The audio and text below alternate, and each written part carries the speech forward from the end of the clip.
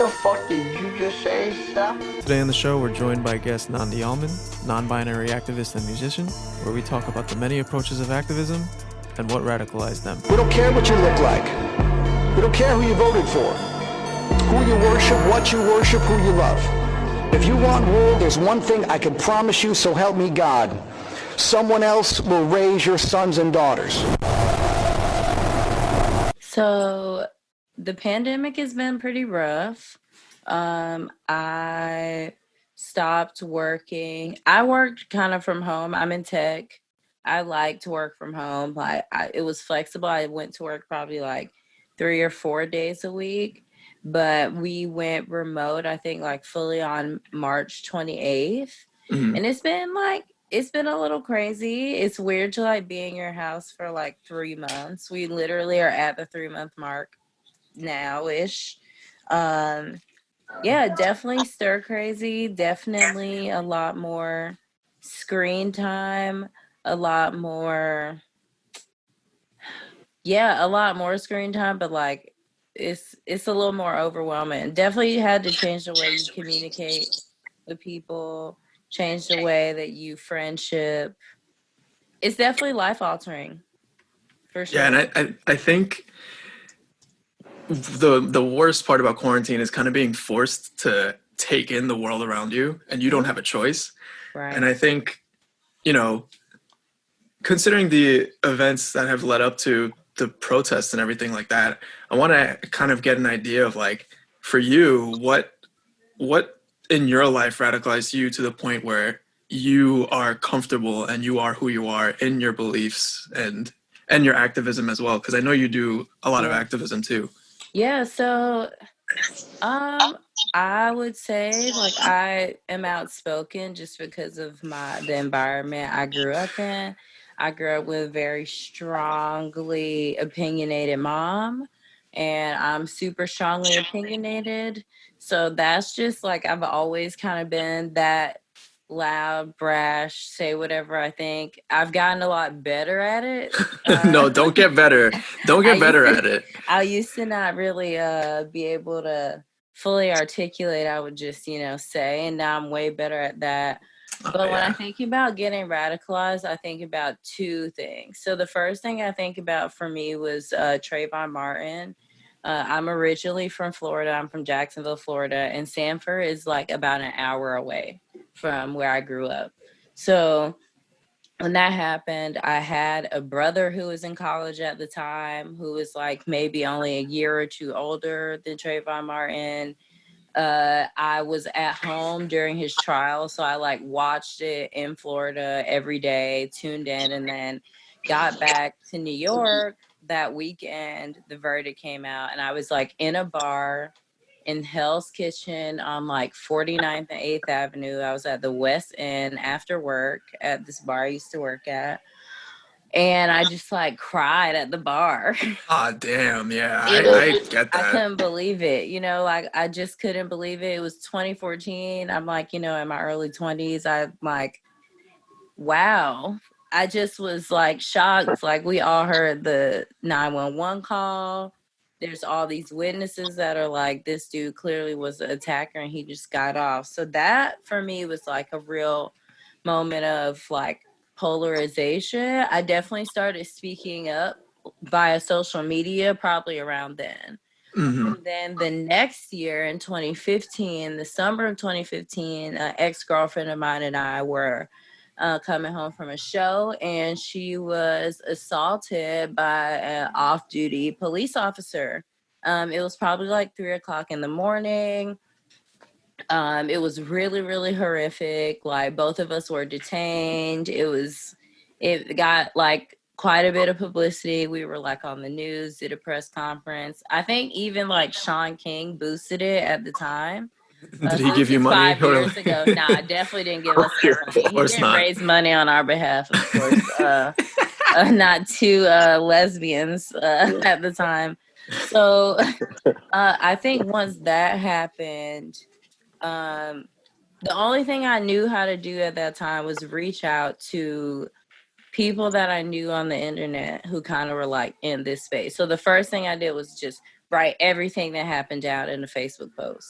Mhm. And posted it everywhere. When my ex-girlfriend ended up going to jail and having to be put in Rikers, so like when she got out, when we picked her up, I took pictures of all her injuries, and she also had been a journalist like in a past life. Right. So like I took pictures of all her injuries, and we were just like, okay, let's put the story out there. She put it out to a bunch of people. I put it out to a bunch of people. And kind of from that really, like, that whole experience, like going through it yourself, I, let's say, was kind of a bystander, but like I was definitely I was standing there. I was physically involved in that. I was trying to break this thing up from happening, right? I'm like, Right. fighting, trying to pull them apart. I'm like doing everything I can. And also like I'm a bystander. And I just like remember this moment where I was like, they're going to kill her in front of me. Like the cops, like, cause like eventually like 4 or 5 cops show up. There's like the whole thing. So like she had 5, I think they charged her with like 5 felony assault charges. It was really crazy. They eventually were dropped. Oh, that's good. Yeah, which was like, thank God that was like later in the year.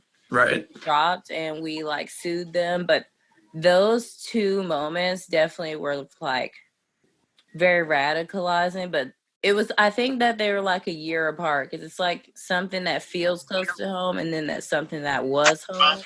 Yeah. Then that was like, I got like, activists had reached out to us during the whole thing, just like, how can they help? Who can they point us in the direction of? Can they talk to us?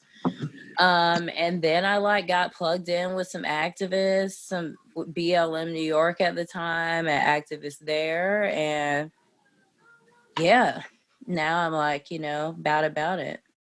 Because so like you talk about the just like things that like lead up to that things that happen in your life that kind of shape your identity, and then you see something as monumentous as the Trayvon Martin thing, which I actually spoke to my friends about recently, and like I was recalling that how that affected me, even as somebody who is biracial, but like people tell me all the time I'm white passing, I'm not white passing, so it's like I mean, yeah.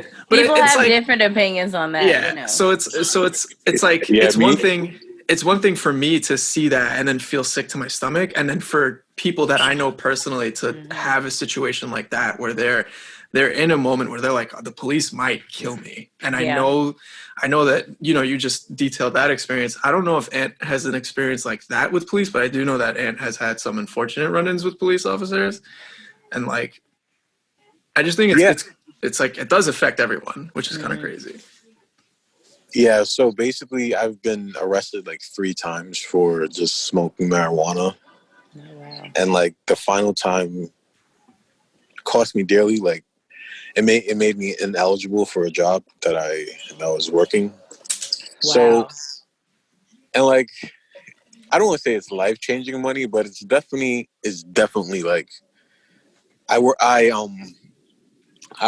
there as a temp there for 1.5 years, and like I didn't have any like health insurance, and that same summer I broke my humerus bone in my arm. Wow. And I had to pay out of pocket, so that even radicalized me more. Wow. How much was that, by the way? That was $4,300. God, and damn. just for an X-ray, because I know my arm is broken. You don't have to like show me exactly where. Right. That in itself is like $2,800. They gave me like a cloth. What do you call those? Where you have to hold your arm up? Gauze or some shit? Sling? Yes, a cloth sling, and like a painkiller. I'm like, that's it? That's like the that's the second most expensive thing I've ever bought in my life, like besides my car. What kind of painkiller was it, if you don't mind me asking? I think it was Oxy. Oh, okay. Yeah. I don't know. They gave you the good remember, stuff. I had a surgery once and they wouldn't give me painkillers like up front. So they treat Black women like junkies. Like, you know something? That's another thing that we kind of, I don't have it written down, but that's something that we were talking about the other day where, so basically the psychological health and even just health in general, mental, physical, of Black women in this country. And like, I don't think that it's spoken about enough, but it's something that I think it's subconsciously understood. But so what do you think are some of the causes and like?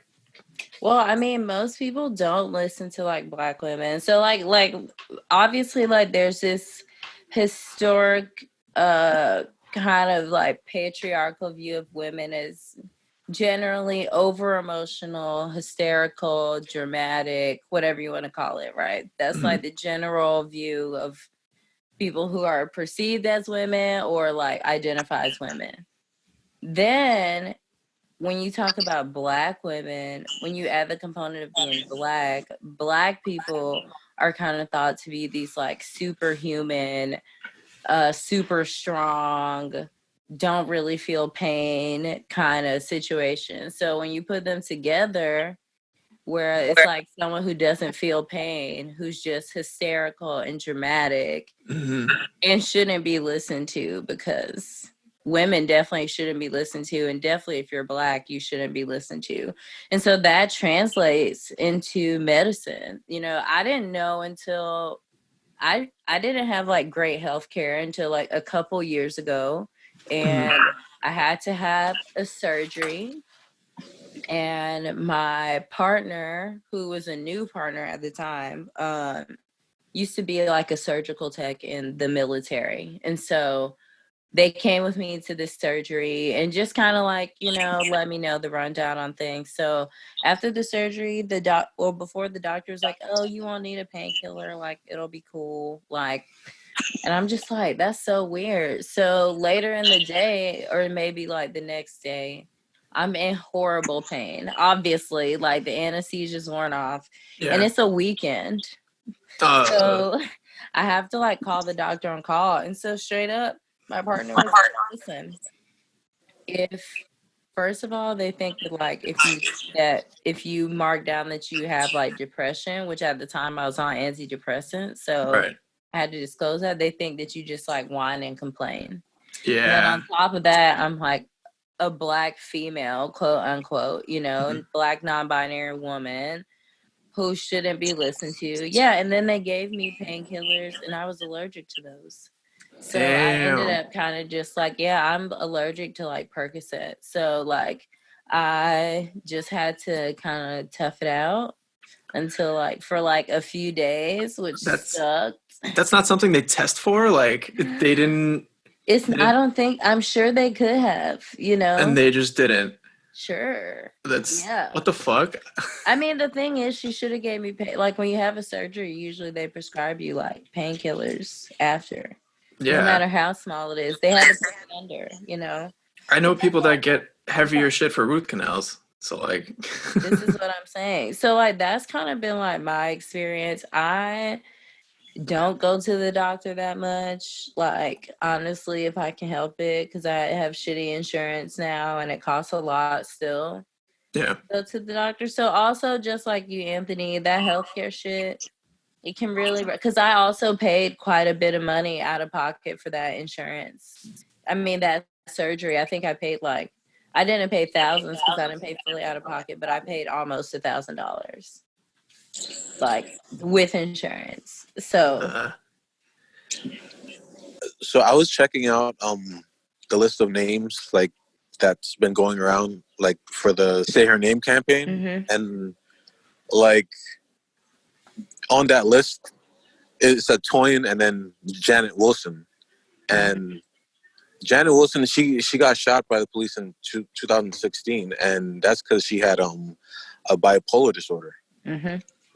And like she wasn't actually any threat. They had her on the ground, and then she just started resisting like crazily, I guess, based on like the reporting. And then they just shot her. And then there was this other case with Tanisha Anderson. She had the same exact thing, and she actually got shot in front of her house, in front of her daughter, her 16-year-old daughter at the time. Wow. And it's like, it's not just like we have these conversations like, yeah, the police are obviously the like malevolent force in this, like, but as far as we don't like talk about like how Medicare for all would actually change, like both those women could have been like fine. The bare minimum would be alive. Yeah.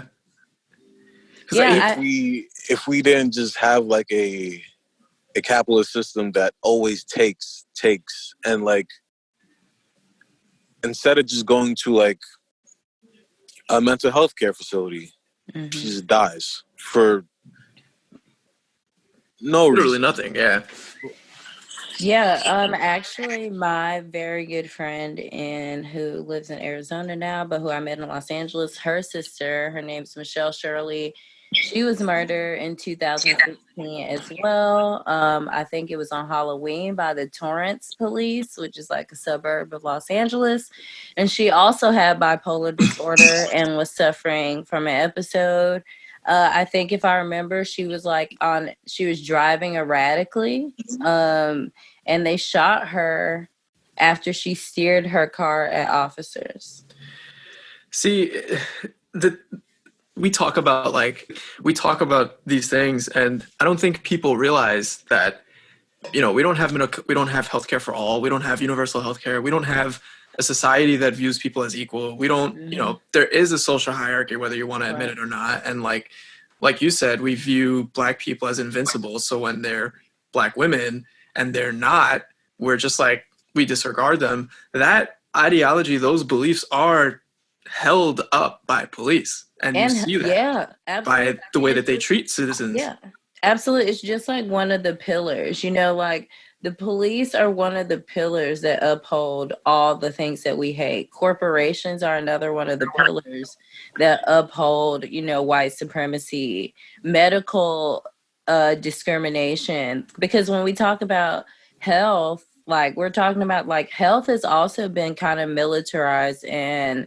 so how there's policing in health and also in like kind of like social work and mental health, because we talk about, could these women go to a mental health facility? They might not come out better. They might end up in the same situation. So in the same like vein as we're talking about defund the police, we have to recognize like other ways that policing looks. That's not just people in uniforms who carry guns. Sometimes it's doctors, which we've seen those people who are doctoring drug test results or doctoring evidence to send little Black boys and Black men and Black women to prison, you know? So we know that like white supremacy is rampant. There's nothing that it hasn't touched. So we have to just keep that in mind kind of at all times, because especially like in a system like this that like masquerades as democracy, that like gives us choices and says here democracy, like it's important that we kind of stay aware of like all the ways that policing happens, because it's not just in the streets, it's in a lot of places, even where there shouldn't be police, like on college campuses. And our high school had security guards and police running around all the time. I'm from Florida. You know, we had cops in our school. Oh, did you really? Yeah, of course. That's fucking crazy. I didn't know that. Yeah. I mean, I guess it makes sense with all the Florida Man articles. You know, Florida's a crazy place. Yeah, it sure is. I also like going into like abolition and stuff like that, which is a movement that I like, as much as I don't, this sounds kind of insensitive, but I am glad that these protests and these movements are happening. It's unfortunate that it took what it took, but sure. Yeah. But I think people's anger is justified and they're not holding it in. And I think that that's beautiful. So, you know, you have had experience with qualified immunity.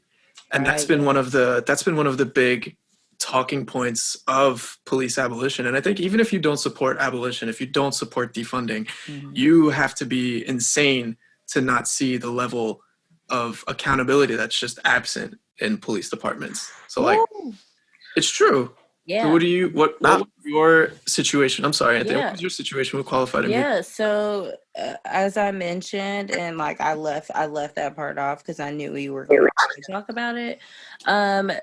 So we sue the cop who assaulted my ex-girlfriend and like falsely arrested me. So she has like an assault, false arrest. I have a false arrest case against him. It's a civil case in New York Civil Court.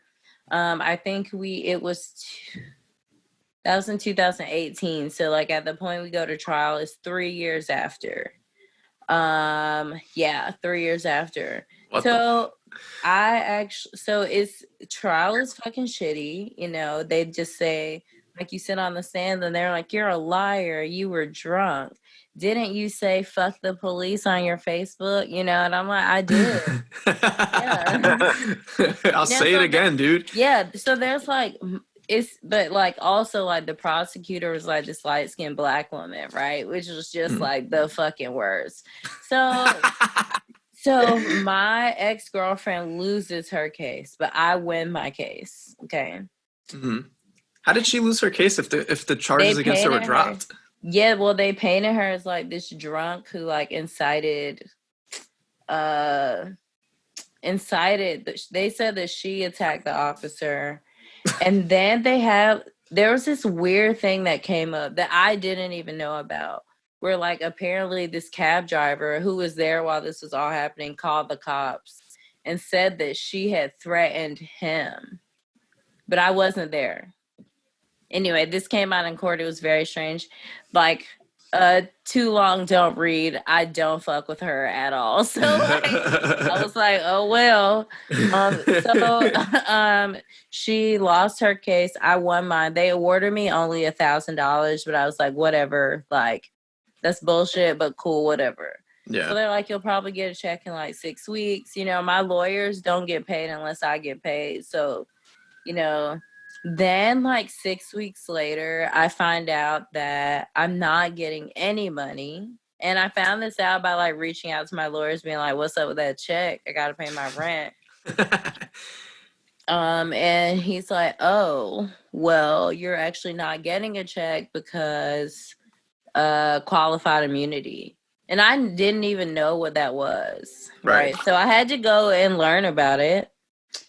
So basically qualified immunity means, so basically how, since my ex-girlfriend lost her case, they framed it as like this was him doing his job. And he can do basically anything in the scope of doing his job. That includes falsely arresting people. Okay, that's fucking strange. So that also protects him from paying out any civil suits. Yeah. So that happened. I found out I'm not getting a check. Then I found out also that I'm stuck with this motherfucker's court fees, which I remember seeing that. Yeah, $5,000. And if I don't pay them, which I won't, you shouldn't. It's a lien on my credit for 10 years on anything in the state of New York that I own, which I'm not going to own anything, so it's fine. Yeah, fuck it. None of us are. I'm poor, so. Yeah, but qualified immunity is really shitty because at the time I did need that $1,000, you know, like I spent a lot of money on therapy. I had spent way more than that on therapy by that time, 3 years later, you know. So to find out about it that way was trash, and just like draws attention to like the unions and how they protect cops with these like crazy contracts that they write that make it almost impossible to discipline or fire cops with bad records. It was really, really shitty, and it made me even madder at the cops who I always generally had a disdain for. And you think of police, like you said, being the pillars of this system, and then here you go, you have to pay their legal fees for something you didn't start. You don't get any money in the process. Now you can't own something because there's it's either you suck it up and be a bitch to the police and pay their fees. Never gonna happen. Right. Or you can't own property in New York because your credit's bad. Like what the fuck does that mean? I'm like, who knows? I really can't imagine like paying that. Also, like, he was defended by the state. So that's also, right, the confusion of like, where are these court fees for paperwork you filed? Like, yeah. Yeah, it's really unfortunate how that works. And I can't imagine how many people probably have gone through something similar, because that's the thing about the jury, right? Because people like put a lot of emphasis on jury duty. That jury left thinking that they awarded me $1,000. Yeah, I didn't even think about that.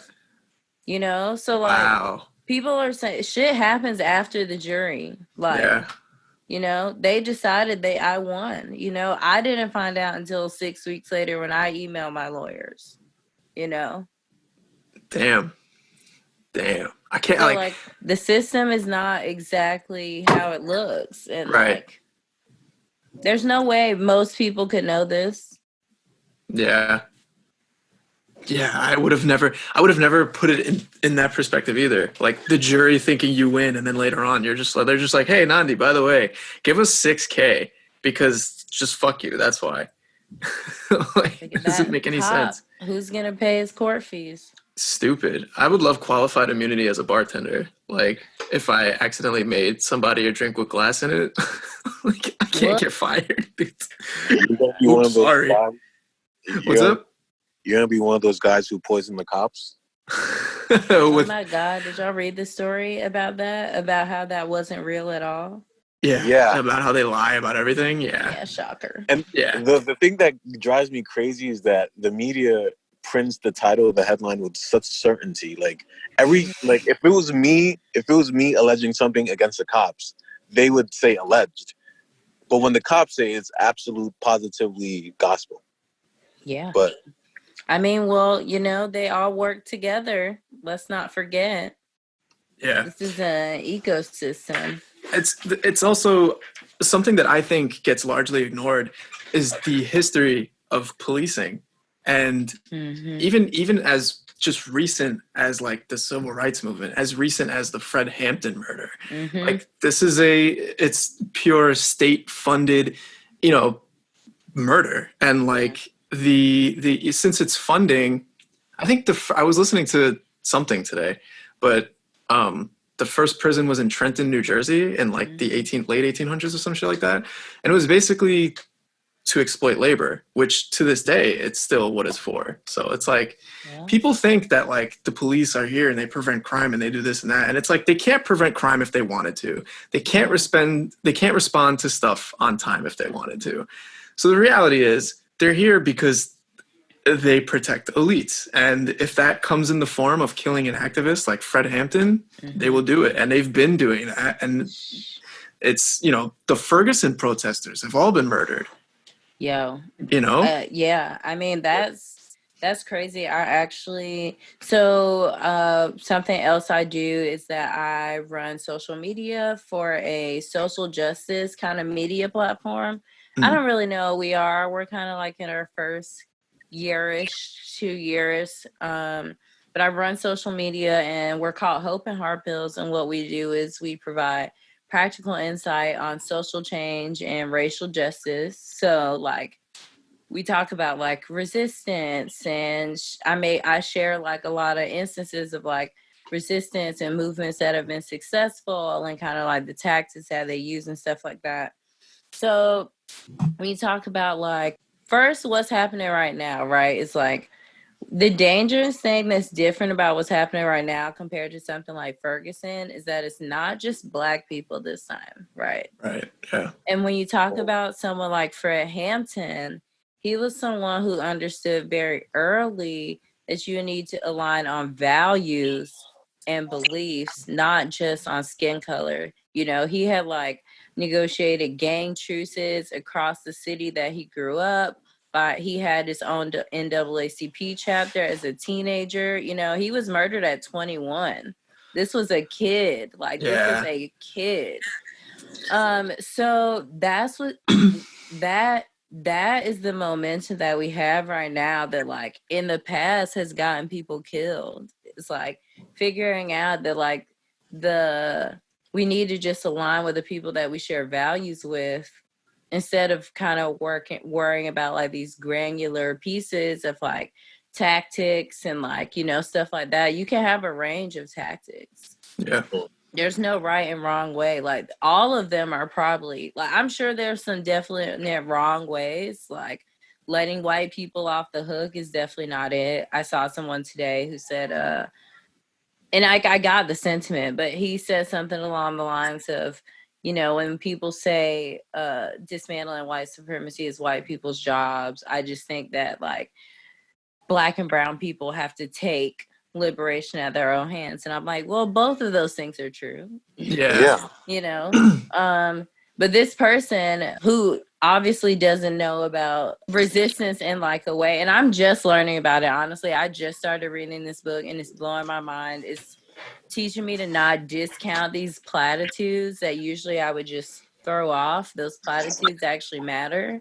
Right. Like when you talk about people like Fred Hampton who like understood how to organize across kind of the boundaries. So we're organizing for racial justice right now, but we need to organize across the boundaries for race, right? Mm-hmm. These are the things that we need to be like focusing on right now to defeat the police, to defund the police, whether it start for, and then use, you know, you use politicians to like move activist ideas forward until, you know, we have something else. Right. I would like to see more shit burned down. Honestly, I think that we need to take down the Columbus statue on Columbus Circle for us to really be about it. Honestly, we're getting sunned by every other city. London got us. Charlotte got us. Yeah, they don't New got York. cops like the NYPD. The NYPD is not Charlotte cops. Yeah, not dude. London cops. The NYPD is like, I personally don't go out to protest anymore. Like I blame you. I can't. It's traumatizing. Like when you think someone's gonna die in front of you, like you can't just be like going and watching that every day. Yeah. You know. The crazy thing is that I've never seen so many tanks being rolled out, so many like Humvees, so many like helicopters. Like this is like a paramilitary force. Yeah. Yeah. And yeah. It's not just in New York City. It's like in like West Bubblefuck. Yeah. So like, was it that city in Virginia, I believe, that spent money on an MRAP and it was their population was like 8,000 people? Yep. Yeah. It was like, what the fuck are you guys doing, bro? And we were for a war. Yeah, right. That's the thing though, is that they are. Mm-hmm. People don't want to admit it, but they are. Yeah. But me and Anthony were at the Barclays protest together, and I can't speak for Anthony, but I was there with my girlfriend, and I don't think that I can go to another protest knowing that there's cops around, because I am very sensitive. That's just who I am. But especially with my girlfriend there, who is only 5 feet tall, I was like, yeah, this is, if something happens, I will never forgive myself. You know, you see pictures of journalists, medics getting hit with rubber bullets. It's a war zone. Yeah. You know, it's a literal war zone. And it's crazy to think that it's a war zone, and it's because it's just because our country spends so much money on war and cops, but also like these protests are happening because of a police murder. And they respond to this by saying, no, we can kill you, and we will. If we can't kill you, we'll definitely beat the living shit out of you and maim you and whatever we can. It's like insane. Yeah, I mean, they have that kind of power though, right? Like, yeah, clearly. I think they're trying to prove a point. Like, what do you guys think? Just because we murder people on camera, we're gonna stop? Like, no. Yeah, they don't. It was care. never about you. You still think this is a democracy? Like, yeah. Or we could be dealt with or negotiated with. No. Yeah, and you can see that in the police union, in their behavior and the way that they act. Doxing the mayor's daughter, just like, and I can't believe that wasn't national news. Like, that's insane to me. See what happens to Black women? Exactly. Yeah. Holy shit. Like, it's like, wow, nobody was, like people I know obviously were talking about it and they deleted the tweet eventually, but like doxing the mayor's daughter, like talking about no fear. They have zero fear. And he congratulates them and he sides. They're holding him hostage behind the scenes. I don't want to hear it. They're definitely doing something to him. There's some, because there's no explanation. I don't know. No explanation. I definitely don't get it. That brings me to I guess like it's kind of a twofold question, but what has your strategy been, if at all, if any, like when you go into conversations with somebody, when you're scrolling through Facebook or whatever, even if it's just in real life, when you see somebody who is, maybe they kind of get it, but they're missing something, or they don't agree with you at all, like, because I know you, we could talk about it. We tried to explain to a coworker why some people wouldn't want to vote for Joe Biden, and I was called a white supremacist. And you were called a cis white male, and I was like, what? Oh, was it? I didn't even fucking. He called you white, and I was like, but Sal is not white. Then he went off on me, this brown person. Just went off on a racist tangent. Yeah, like, what has your strategy been for people that don't get it or kind of get it? Like, do you bully people? What do you do? So I use like obviously a variety of tactics, but now I'm definitely like at a point where like I don't teach racism 101. So like I'm definitely like in a much better place when I see people who like don't get it. Especially if like they're no one to me, I won't engage at all. Just because it's like, yo, like you can't. I would have to catch you up for us to even like talk about this. So there's that of just being like, nah, I'm not gonna engage. In cases where like there's something like what happened with Elijah and you and I and those other people, is that when I see people like, so sometimes people jump into conversations they don't have the range for. For example, like this voting conversation, it's a lot, it's super deep, and people do not understand really enough about like the presidency, the office of the presidency, like what the federal government can do. And when they are kind of like called out on it, because they also adopt kind of like a herd mentality. So this person has adopted the blue no matter who mentality. And while that's all good for you, maybe, I mean, I don't know if you've done the reading to like come to that. I know for me it's heavy to be like, I gotta just vote for this person no matter what, because I know all the shit that's going on. Right. So this person is like bullying people, right? That's the shit that I don't get. Yeah, trying to bully people into saying like, this is the right decision, when like people have the right to vote. That means they can choose to abstain from voting if they don't feel so called. Like, I think we need to respect that. For racists, should I choose to engage? It's rare I engage anymore, but I just kind of just like insult and shame now. Because like usually now in the people that I see, there's a lot of white people who do the work of trying to engage people like that on threads, who kind of get out of line on a thread where everyone for the most part is an anti-racist. Then this racist just shows up being like, well, I think all lives matter. There's a bunch of white people who swoop in and come in and try to explain to this person. Everybody hates racism, but nobody's racist.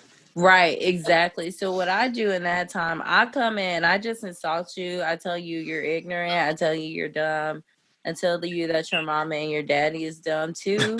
And then I carry on about my day, because that's all you can do. Yeah, because I gotta protect my peace. It's already hard enough like being Black, doing anti-racism work, even if it's just like, posting about my experiences on social media or sharing social media that talks about, social justice.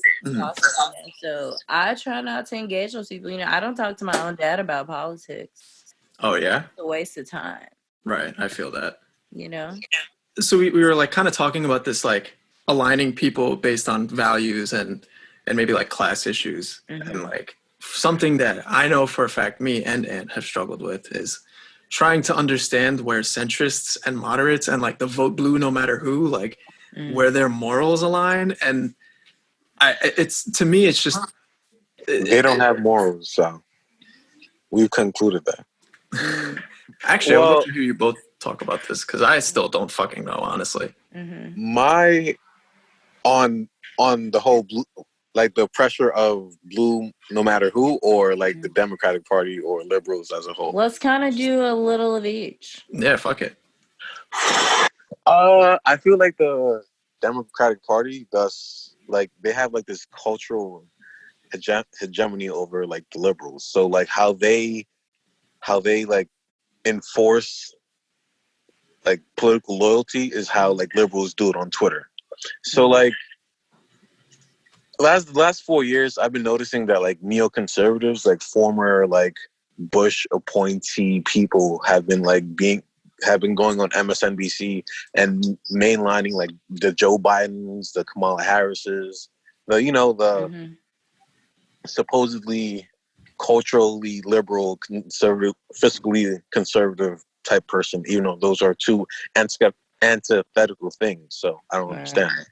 So I feel like they've been dragged so far right that they think that they demagogue Donald Trump so much to pretend like he is the one that that makes you poor or doesn't give you health care. Like, no, it's actually Joe Biden. Joe Biden has been in the middle of every single thing, from the Iraq War, from the 1994 crime bill, from the reason why you can't discharge student debt, like everything in the middle of it. So like they hope to sneak that in and to like create that mantra of like, if you do this, you're as Sal said, a white supremacist, or me, or I'm a self-hating black guy who's like trying to revive socialism, like, it's not and the fact that like we have these like heterodox views there, it threatens them because it's like I thought like I was the most left person in my circle. I thought I defined what it means to be progressive in America, and having these people who like class matters, just like completely like it triggers them more than anything. Yeah, I kind of, one thing that I've theorized is that like Republicans and conservative people just as a whole, because they psychologically are known to have less empathy, and like there's studies on this shit, which is kind of crazy. Yeah. They vote from fear, like they're afraid of Antifa, Muslims, brown, anything, just like afraid. But like liberals kind of vote based on aesthetics, and like they don't understand that they vote based on I would say professionalism, which kind of just is really just a tool that keeps this supremacist system going, you know? And it's like, you don't like Donald Trump because he's a fucking oaf. That's cool, but he's definitely not the most harmful presidency we've ever had. But because he's such an oaf that like you refuse, it makes you blind to the facts. Like Obama was harmful to this nation. Biden will be harmful to this nation. Clinton's terrible for this nation. Like it's not. George Bush is actually. Go ahead, Sal. I'm sorry. No, I'm done. That's all I had to say. Because like people forget, George Bush actually, his whole campaign was to completely strip all LGBTQ rights, and the fact that he's normalized on Ellen DeGeneres' shows, the fact like that is mind blowing. But like, forget about the Iraq War. Forget about the war on terror, whatever that means. Forget about him trying to like expand the unitary executive position, which is like more fascist than anything that Trump has done. Like, he's like, you see these pictures with hugging Michelle Obama. I'm like, are you guys like okay? Like, he was just the worst thing. He is. Just like 12 years ago, bro. Like, I was there, you were there, we were all there. Like, and it's not but like we're in the same place as we were, and they moved up closer to him. And so things look real different from that side of the fence, you know, like I'm sure Obama was like, this nigga George Bush gotta fucking go. I'm sure that was his take on the way in. Like, I'm sure he was like, yo, I gotta be better than this dude. Guess what? I mean, maybe he was a little less evil, but better. I don't know. I'm currently reading this book called Full Spectrum Resistance, and it talks a lot about kind of the approaches to resistance, and it divides everything into like 4 quadrants. I'm pretty sure it's like militant, moderate, radical, maybe liberal or something like that. But basically the book talks about how like the liberal left has just like adopted the status quo, and they basically expel every radical thinker from their party, and they're just there to hinder actual progress. So like when we talk about the Democratic Party, I believe this. This is exactly what I believe about the party. And I just remember saying to so many white people and like people that I know, just being like, they're like, you know, everything will change, you know, soon, eventually. And I'm just like, y'all have so much time. White people have so much time. And I'm not the only one who said it. MLK said that shit in the 60s. He was like, liberal white people, what are y'all doing? And so I had this conversation with like a white friend of mine, and she is from Texas. I don't know where actually. I think she's from like Dallas Fort Worth area. And we actually kind of bond super because we're both Southern. But her boyfriend is from Connecticut.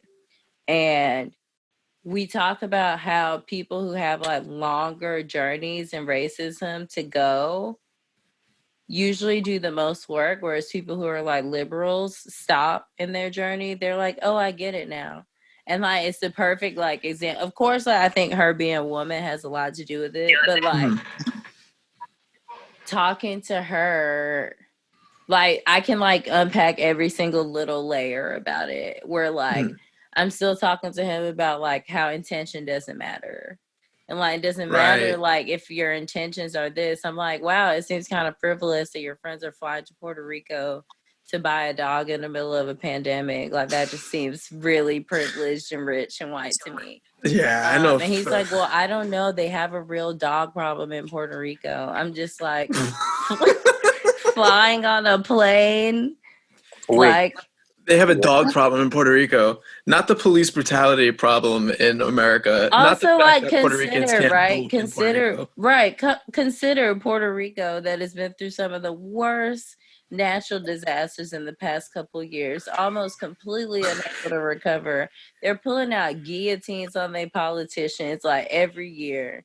You know, it's so stuff like you know, like when we're talking about the Democratic Party, there's that. Do y'all remember that meme where there's a person drowning and a white liberal high fives them and they go underwater? That's exactly what it's like. So like one thing that I feel like my audience is when it comes to white people on social media is that those are my like people who are anti-racist, who could usually they consider themselves liberal, but that's because they don't know what that means. And I really suggest that you guys read this Full Spectrum Resistance book, because it's just like I'm only I'm like less than 100 pages in. It's blowing my mind about like what can actually be done and how we can categorize like change and what's effective. But I talk to anti-racist, white liberal, usually Christians or former Christians who like are looking to be challenged in their allyship, quote unquote, even though we're maybe define that word. But like people who want to be challenged, because I want to push people to go farther. You know, I was talking to my brother and he was just like, we were talking about the things people do, and I was like, you know, open your purse, and I was like, that won't be enough. Go to jail too, like lose everything. And my brother was like, wow, you said redistribute your wealth and go directly to jail. And I was like, ooh. People don't want to hear that, but that is how it gets done. And it's whatever just jail a harsh looks reality. like. Yeah, right? I mean, jail probably doesn't look like, you know, current prisons, but like you gotta pay. Like, some people have actually committed crimes, and they're gonna have to, Right. own up to those. And like all this legislation that's passed, like this shit is criminal. It's violent. Like the things that they're passing on Black and brown and poor people. Oh, and eventually there's been legislation introduced to penalize even Chinese students or Asian students just for wanting to study science in this country, because they're accusing entire population of Chinese people for giving us coronavirus. And it's like, no, it's really first of all, if we're going to play that game, it was the Europeans, but it was also, For sure. it was also the complete and total incompetence of our government. And even to this day, they still don't understand how microbiology 101 works. So it's like, yeah, I mean, we have that culture of like the anti-intellectual, of where it's uncool to have the actual hard facts, right? Like it's not cool. It's only cool for you to talk about what you think it means. Like once you read the book, it's no longer cool anymore. Maybe you're lying. How is that? Prove it to me now. Now educate me. You read one book. Take your time to educate me. And that is something that's been perpetuated by the media for sure. That's something that absolutely has flourished under Donald Trump's presidency. It is insane how fake news was able to but this man is a celebrity. This man is a reality TV star. He knows exactly, well, maybe he doesn't always know exactly what he's doing, but for the most part, it's strategy, you know? And so that just makes me think of so all these people are anti-intellectual, literally Donald Trump is contradicting Dr. Fauci on TV, that's the age that we're in, where somebody with no fucking training, he's telling people inject disinfectants. People think that he gave them the stimulus check himself, we're in an age where people don't even know how to vet proper information or sources. They don't know who to trust, and it's hard. It's hard, but it also it's not encouraged here. I mean, the education is terrible if you're poor, which is most people are poor. And I'm people don't even know how to tell if an article is from a reliable source, and even how to read a fucking news article and be maybe I shouldn't use the CNN one, Right. Yeah. I think that's also kind of being exemplified in some journalists. There's a lot of journalism Twitter beef right now. And guys, the biggest purveyor of fake news is CNN, the New York Times, MSNBC. Absolutely. Fox. Of course, Fox. Fox is at the top of the list because they're not even really news. They don't even care what they put. Well, they don't have to, because they're not news. They're infotainment. So they're not news like CNN. They're not required to print retractions or tell the truth or anything. It's completely different kind of TV. I actually never knew that. Yes, it's been around for just a few years.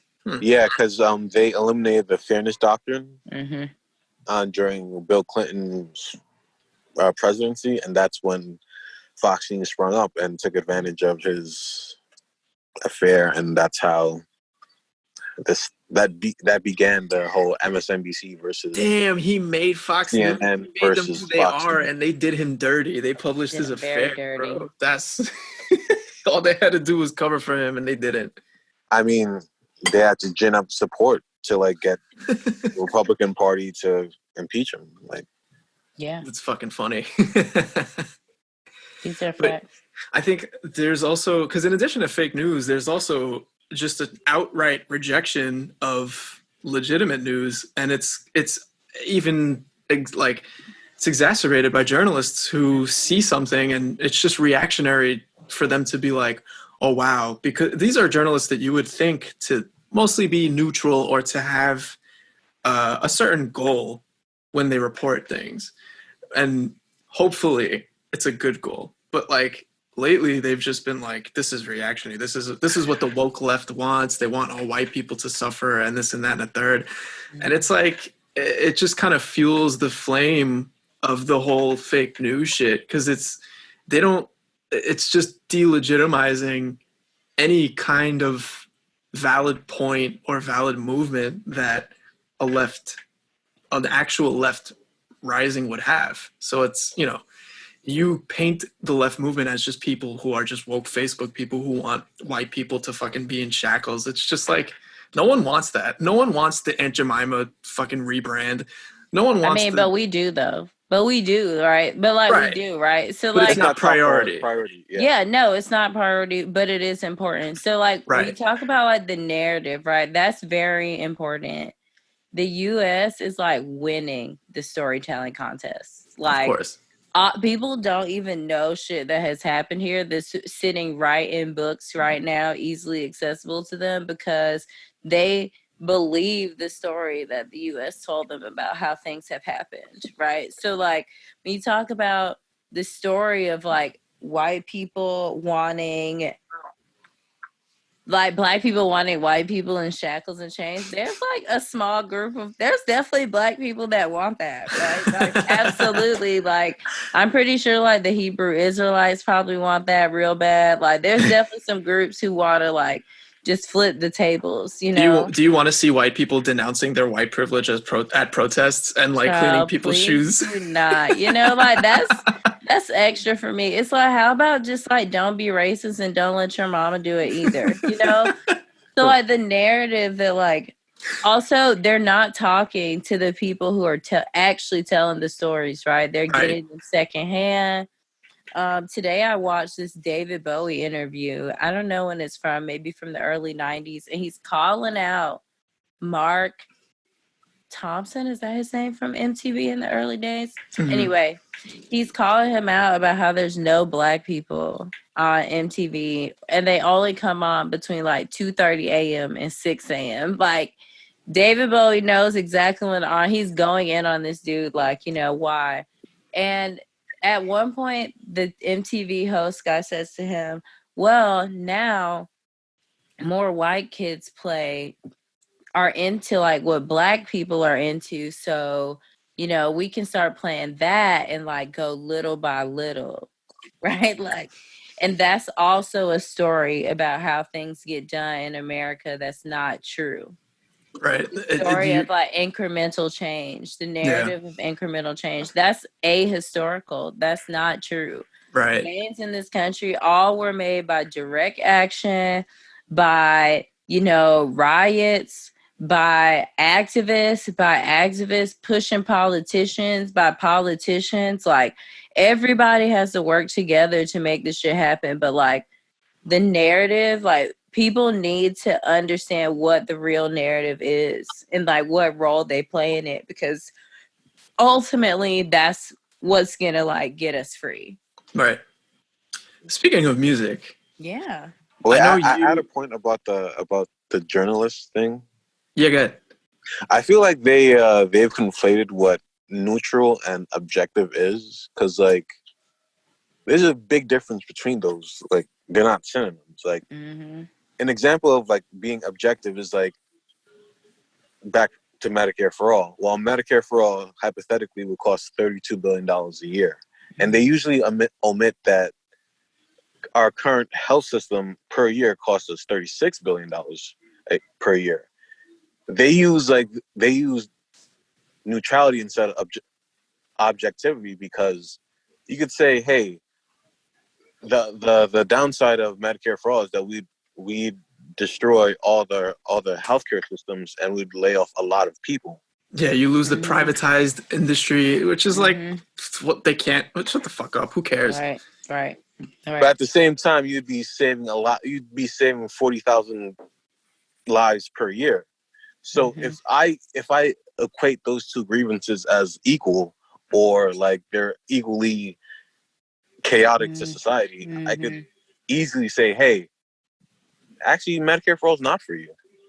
Like, think about it. You don't want all these people unemployed. You don't want to have that burden. You don't want to mess up the markets that you don't even participate in. So that's all that they do. And it's pretty, you have to, like, they do print out stuff that's factual, that is like for our cause, but it's like what they prioritize, what they really emphasize on, like the fact that we know all about like Donald Trump with affair with Stormy Daniels is like, that's not important to me. I don't really like, dude banged her like 10 years ago. I don't care about, why are you putting this on 6 minutes? Why do I care? Like, and that is like, that's on CNN, that's on MSNBC, and it's like, when you say fake news, it doesn't have to be like not true. They'll never put anything like obviously unfactual on TV. Right. It's just things that doesn't pertain to you. Like the stock market doesn't pertain to you. 85% of Americans don't even participate in it. Why are you telling me the Dow Jones is great and I should be happy or I should feel good about the economy when I know that my wage? When I know they're trying to give you that daily dose. Yeah, make you feel like you have your life could be like. Or it is like somehow my job is invested in it, so I get paid off it. Like somehow, like no, you don't actually. Right. Yeah. And like when it does crater, it affects you personally, and you don't even know how it happened. People still don't know how they lost their pensions in 2008. So the media system just contributes to this capitalist system, and it's just a roundabout thing. It really is. Wow, thank you for saying that. I didn't know that number about the stock market. Because niggas love pretending like they finna go invest in stocks. I'm like, you finna buy one stock? Like, for what? Dude, that was me. Yeah, that's like the myth though. Like the myth of capitalism. It's a lot to keep up. I even talk about that around voting. I'm like, voting is like, I don't believe in it because like I've seen it. It doesn't work, right? And like, but they spend so much time trying to convince us that it works. They try to keep people from voting too. I'm like, wow, this is a real production, honestly. And I get tired of participating, I had to go today and I felt a real way about it, like. I felt the same way too. Yeah. Yeah, I voted too. The dickhead at the fucking desk took 5 minutes to get my name. Like, he couldn't get my name right from my ID. He was reading my ID and was asking me which was my last name and which was my first name. I told him 4 different times. And I'm like, this is so stupid. And luckily, like, well, not luckily, but no one votes in my district. I live in red-ass Marine Park. It's all, like, anytime I go vote, it's all old white people. So it's like, and it's like 2 of them. But... yeah, I the myth of voting, the myth of capitalism, it's... I mean, what is it? There's only one voting poll station in fucking Kentucky today or some shit like that? In the black Louisville. district, in Louisville, there's only one polling place for 616,000 people. Unbelievable. So this is what I'm saying, right? Like, sometimes, like, how do you even know what's real? So in that case, right, like, the case of like there's this wild voter suppression, but I also believe that voting also doesn't work. Like, so like I feel like I'm about to put on a 10 hat right now. Be like, no, yes, they're pretending that the vote matters by fake suppressing us. And like, I feel like I get crazy. I'm like, I don't know what to believe, Yeah.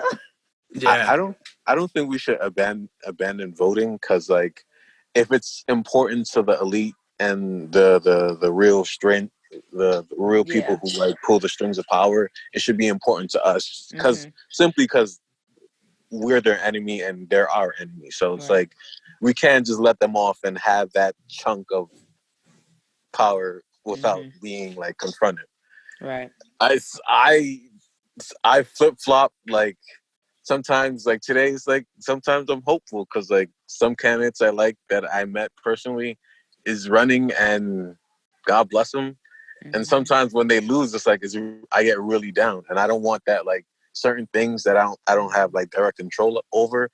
I don't want that to like control my emotions. So it's like it's best to be like militant about it and have like no personal like connection to it.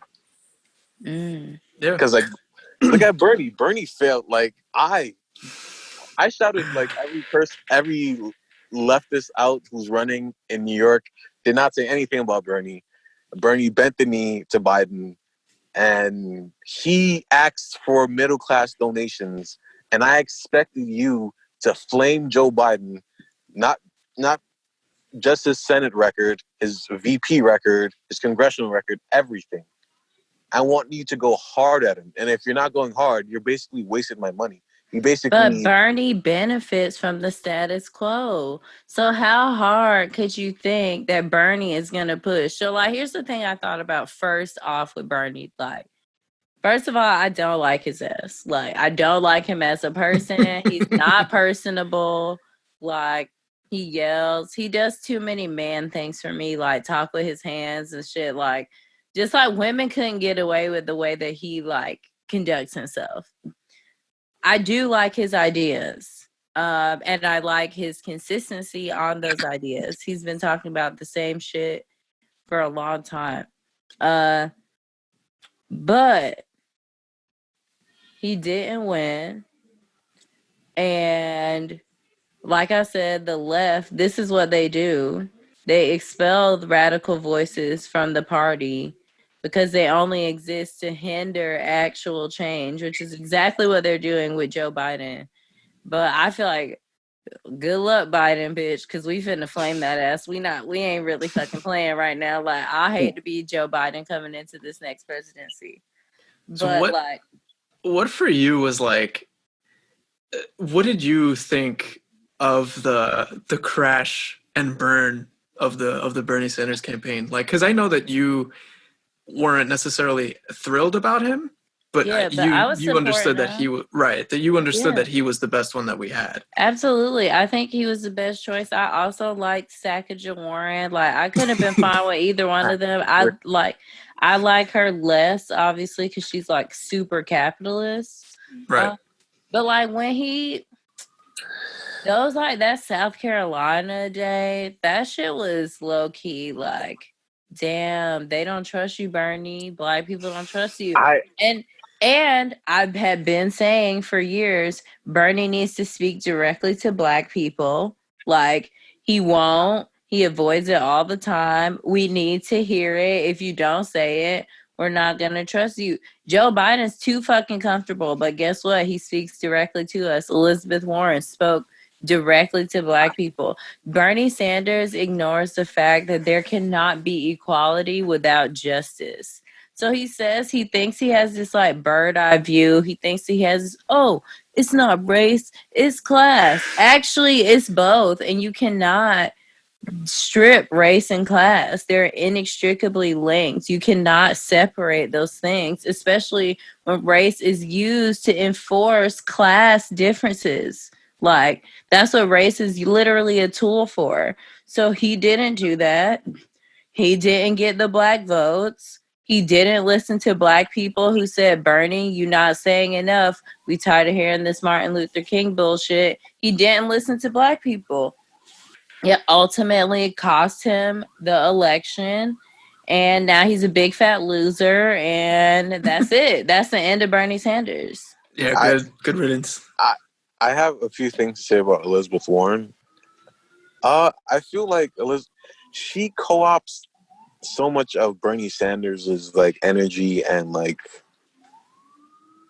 policy and for her to do things that does not like promote solidarity, like when she accused him of saying a female can't be president, and then she just left it at that. And how example, if she was very that, mad about that because remember on the debate that day, she wouldn't shake his hand. That was very real. I think that was performative. I kind of I thought that she actually believed because they had made a deal to not squabble in public, which is how movements should work. You should make truces to not squabble in public if you're on the same team. And that was the first night where she was like, I don't fuck with this Bernie nigga. And I was like, ooh, she mad. But Nandi, I have a question. If I said, well, there can't be any female president, presidents in this country, what would be the next thing you say? Not like you say like why?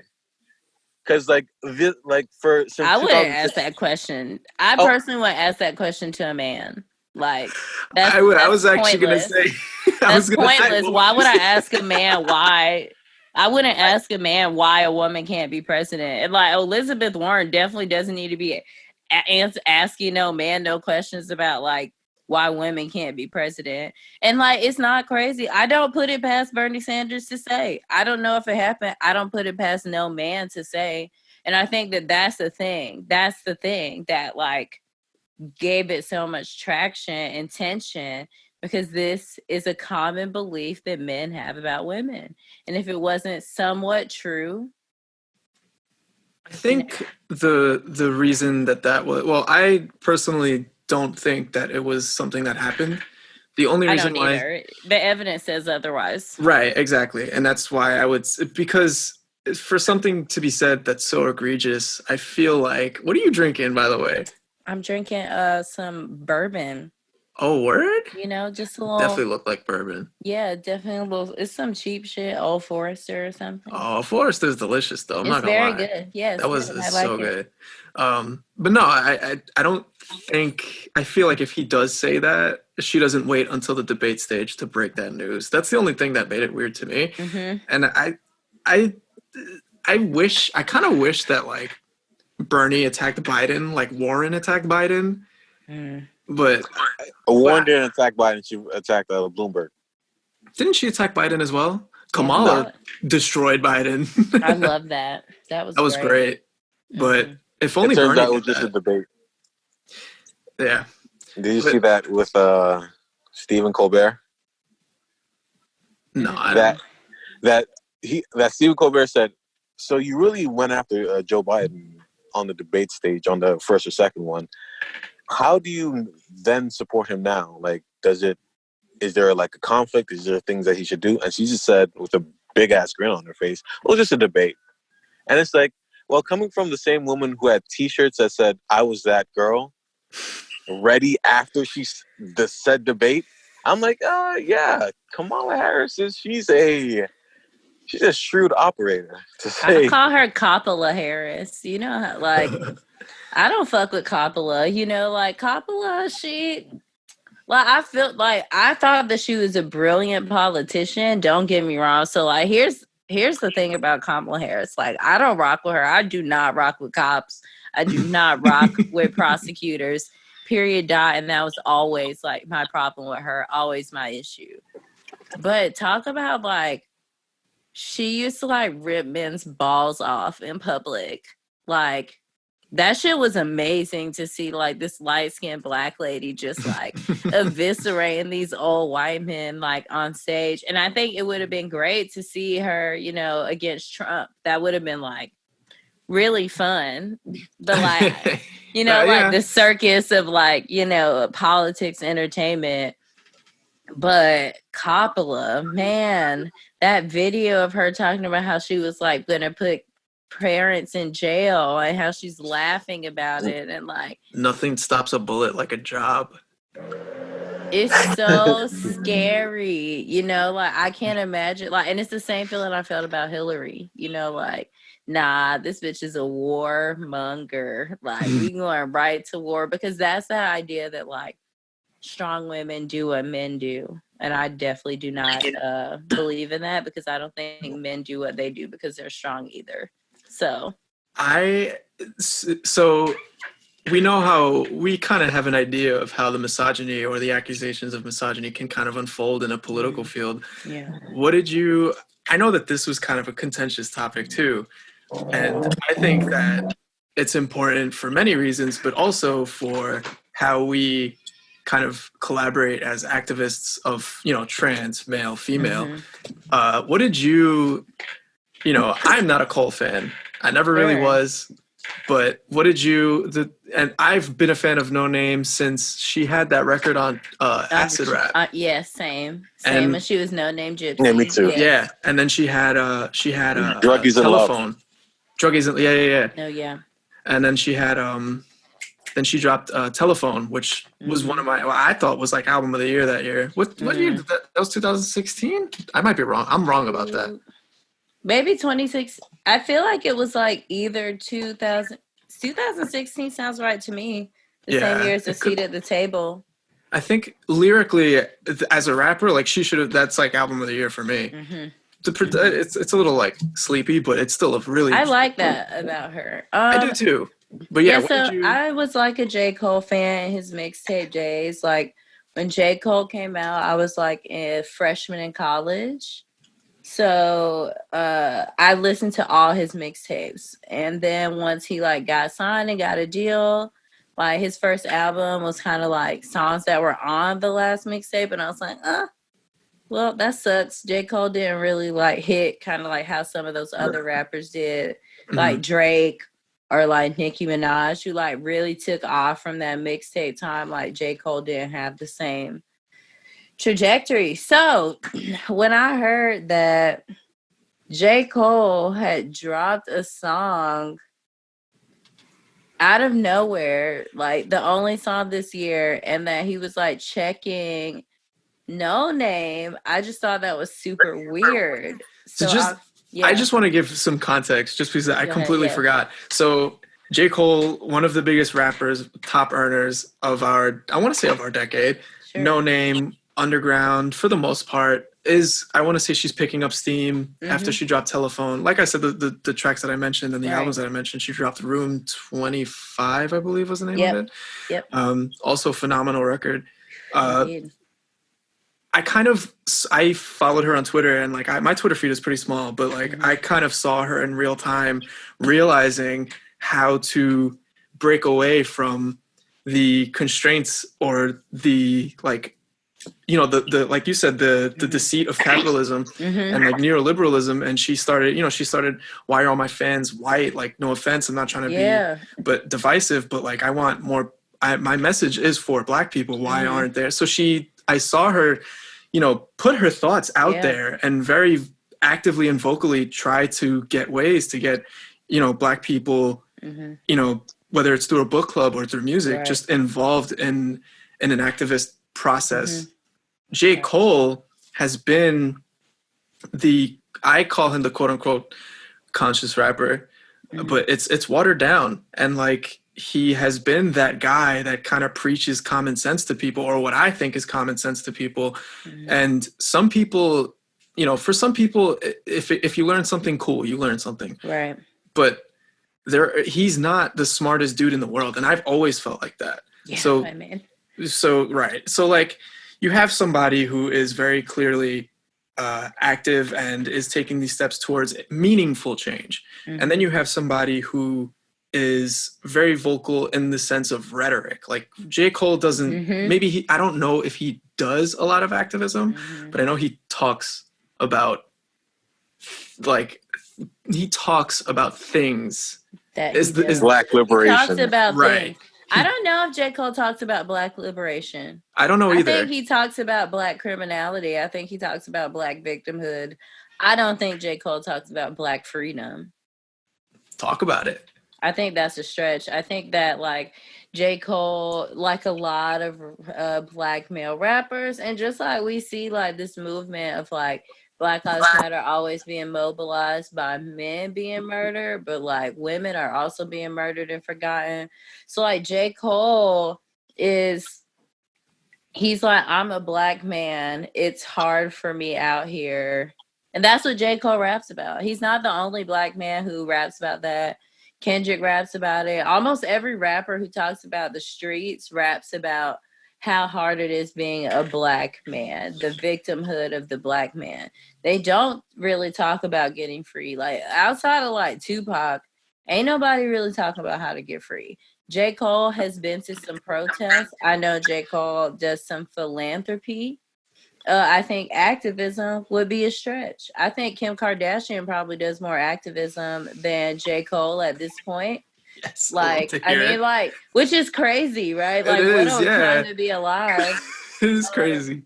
So, like, I agree that he has been kind of playing like this woke rapper, because I honestly consider people like Lupe or like Kendrick more conscious rappers. And especially because they kind of stay on the side of the sphere of their experience, and I really appreciate that. And they say that they're speaking from their experience, you know. But somebody pointed out recently on a thread that J. Cole did a song about Ayanna Stanley Jones, which is the other thing is like black women are saying like J. Cole's never respected us, and men are like, yes, the fuck he does. Look at this song and this song and this song. He respects women. Look at that. You know, and so he has a song about Ayanna Stanley Jones, who's a 7-year-old who was murdered by the cops. I forget where. But apparently in the song, J. Cole says how he still gets bitches. Like, this is a song about a young girl who is 7 who was murdered. And he still has time to talk about how he still gets bitches. So, like, that's the kind of conscious rapper J. Cole is. He's rapping about money, hoes, and rims again, to use the words of Kanye. And you know? So I've never been a Cole fan. I think I turned around on Cole when he dropped KOD, and I thought KOD's fucking sucked, but it wasn't that turned me around on him. It was more, it was his feature run after that, because I was like, damn, he can rap. He can rap. Yeah, though. he can definitely rap for sure. That's not a question. His talent is definitely not a question, you know. Right, but I've always thought his musical content, and like for me, it just the way I analyze music is I'm always like, people think that I hate everyone, which is same, partially true. Yeah, but it's also like, no I just one's above critique. Exactly, and I just happen to pay attention to things in a certain way. So, when he dropped Snow on the I always was just like, okay, Cole, here he is, he's pandering again. All his songs are about like, if he talks about women, it's usually about sex, and like which is cool, whatever, I don't care. But he drops For Your Eyes Only, but before that, he releases a diss track to a dick track would be kind of funny. A diss track to Kanye West. He calls the new little age rappers retarded. It's just like, and then I'm like, says they need to pick up a book, you know? Yeah, and it's like, well, what's so stupid about them? Because Lil Yachty is 19 and is a millionaire. Lil Uzi is 20 something and is a millionaire. So tell me, like, what's stupid about them? Because you don't like their music? So, like, here's the thing, right? Though, and this is an issue. Capitalism fools people into thinking that if you have money, you're smarter than me. If you have means, like, somehow that means that like you're above me in status, when really all it means is that you have more money than me. Right. Yeah. Being a millionaire does not make you smarter than me. I'm much smart, leaps and bounds, probably smarter than J. Cole. He just happens to be a millionaire. Which ain't that a shame, though. You have resources everywhere. You have money. You don't have to work every day, day in, day out, to worry about making your rent. And you don't read books. Yeah. You're loud and proud about not reading books. You're touted about being a black victim and a black man, and like you're not reading about like the resistance of the black man. You're not reading like authors, not to mention he went to St. John's. Like, that's not a cheap school. I have friends who went to college with him. It's not a cheap school. It's very expensive. I went to St. John's for 2 semesters, and it hiked up my debt. If I would have stayed, I would easily owe $160K, maybe more, in student debt. This is what I'm saying. So that's the thing that really got me about the song. Like, you give this allure of like, well, guys, I'm not like those rappers because I stay inside and like I try to live this normal life with my wife and my daughter, and like based on what you say in the content of your music, I would think you'd be reading like. Like in the solitude of J. Cole, like what do you think he's been doing? Like, I'm really curious now. He hasn't put out music, so I am like, what are you doing? Like, you haven't put out anything. Precisely. I'm like, that's your whole like thing, like that's your whole vibe. I'm like, if like the whole Black Lives Matter movement, I'm like, you haven't like that haven't spurred anything in you, like that doesn't like drive you to like learn anything. But what about the pictures of him at the protest, Anthony? He's been out in the streets with the people. And I guess that's fine, but it's like the first thing you do is go after a black leftist woman, and it's like, and like the leftist part is very crucial because it's like like these are very not mainstream views. Like every like black hip hop guy wants to be Jay-Z, and every black hip hop girl wants to be Beyonce. So it's like we're going through this we're trying to like deprogram this whole capitalist wave that's gaining steam, by the way, since because they see their success as they see Beyonce's and Jay-Z's success as their own personal success. I don't get that because the delusion. They're multimillionaires or billionaires, and they look for tax havens so they don't pay for social programs, so you can't participate in. So the idea is like they literally box you out. Like that kills me. So I'm like, why? I'm like, I also think the most interesting thing to me was that the conversations that kind of arose from this situation. So No Name basically posted about, black artists, this whole discography be about black struggle, and they don't say nothing when shit is happening. And, I honestly, I'm surprised Drake, who has been called out for that by Pusha T famously 2 years ago, hasn't said or done anything. But that's a different conversation. But I heard he gave some money, but most people, that's all he ever does. $100K. Yeah. And then somebody one-upped him and gave $1 million or something crazy. It's stupid. Yeah, The Weeknd. Yeah, The Weeknd one-up Drake. It's real disgusting. Stupid, but it's real rich boy shit. Yeah, good job. Your money went to the fucking Gucci Kente cloths and the Democratic oh my God. photo op. Drake's house is literally in Architectural Digest, and he says, my house is gonna be my legacy. So then, J. Cole drops Snow on the Bluff. I thought the verbiage on that song was very interesting because, first of all, I love the beat. I really do love the beat. And I was like, damn, if he wasn't talking shit about No Name, if he wasn't talking about this stupid bullshit and for protest, I would fuck with this song. But it's such a dumb song. She's sick of these capitalists. She's sick of these murder police. I think she's talking about me. What do you...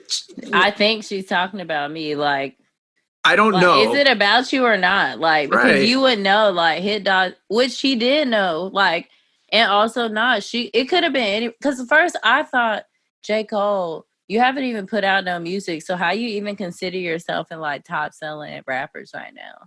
That was my first thought. Right. It's but what music are you top selling right now? You chilling. This was proof that he puts his ego before everything. Yeah. And that's something I've been saying forever about him. You could tell in his music, it's his ego. He raps from a very selfish perspective, which is fine. But a man was just murdered with the knee to the neck for 9 minutes. There's world protests and a world movement. And the first thing we heard from J. Cole is, I don't really like the way No Name's tone was on Twitter, by the way. She didn't speak to him. She didn't call him. She didn't it was in no way a call out. It was a tweet. And it's what? And then people defended it and championed him and said, No Name should have watched her tone. People tried to call her elitist. I think the idea of I had a discussion with my friend. He is apolitical, and then until George Floyd happened, he became more political. So we talked about the idea of that since I dedicate my life in following politics and learning about socialism and about Angela Davis and all these the civil rights movement. I have a duty to preach to you and to basically hold your hand through everything. So basically give you a Cliff Notes version of Black liberation. I'm no, I refuse to do that. Actually, before the fact that you think you had it in your head, I was gonna do it because I want us to actually start a movement. But now that you said it out loud, I actually don't like that idea.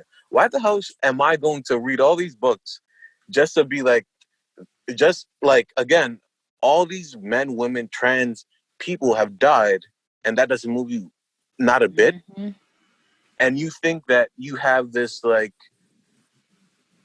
your This apathy right to be personally tutored on yeah. activism. Yeah. This No.